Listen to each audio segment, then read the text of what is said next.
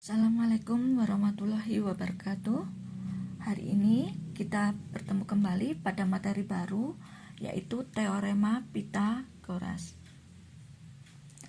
Teorema Pitagoras menyatakan bahwa pada segitiga siku-siku, kuadrat sisi miring sama dengan jumlah kuadrat kedua sisi siku-sikunya.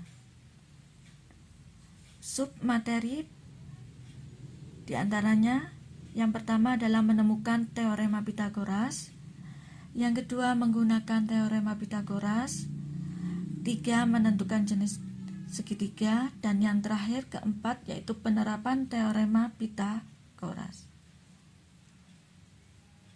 Yang pertama, kita akan belajar menemukan teorema Pitagoras. Di sini yang kita lakukan adalah praktek membuktikan kebenaran teorema Pitagoras. Perlu diingat bahwa teorema Pitagoras hanya berlaku pada segitiga siku-siku. Perhatikan segitiga siku-siku di bawah ini. Ini ada gambar segitiga dan tanda kotak di sudut. Salah satu sudutnya ini adalah menyatakan bahwa ini adalah sudut siku-siku.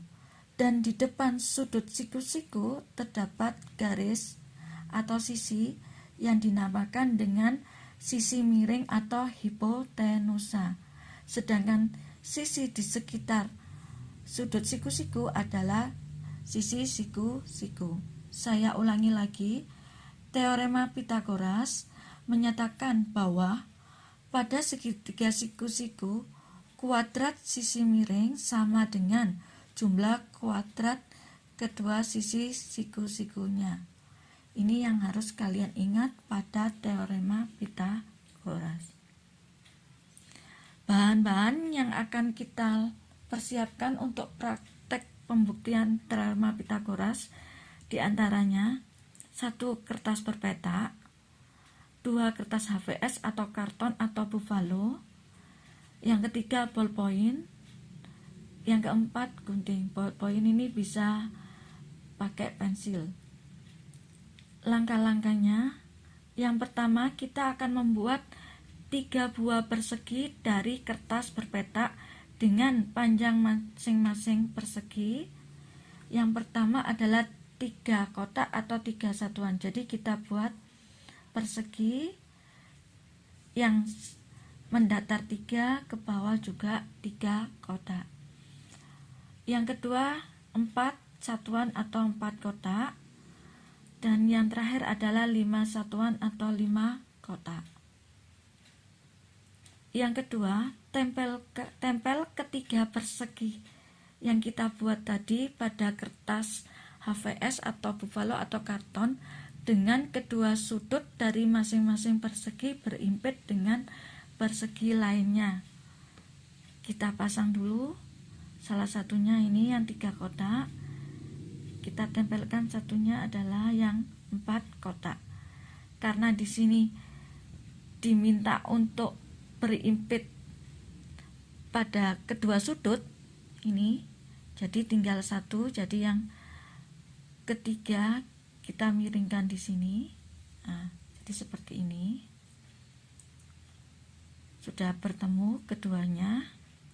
Kemudian kita namai bangun yang pertama atau persegi yang 3 kotak ini dengan bangun ke-1, sedangkan yang warna kuning kita kasih nama bangun kedua, dan ini adalah bangun ke-3. Kita akan mencari luas masing-masing bangun. Karena ini bangunnya persegi, maka luas persegi itu rumusnya adalah sisi kali sisi. Luas ke-1 sisinya 3, berarti 3 kali 3 9.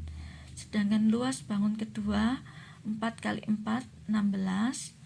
Luas bangun ketiga 5 kali 5 sama dengan 25. Perhatikan ketiga luas persegi ini dan segitiga yang di tengah. Ini ada segitiga yang di tengah. luas 3 di sini, luas 3 itu sama dengan luas bangun ke-1 ditambah luas bangun ke-2. Di sini 25 sama dengan 9 tambah 16. Luas bangun 3 ini 25, luas bangun ke-1 9, luas bangun ke-2 16. Kalau dijumlahkan sama dengan luas bangun ke-3. 25 ini kan tadi diperoleh dari 5 kali 5, ini diperoleh dari ini. Ini sama saja dengan 5 kuadrat sama dengan 3 kuadrat ditambah 4 kuadrat. Kita lihat segitiganya yang di tengah ini. Misalkan kita namai segitiganya, sudutnya ini A, yang di sini B sama C.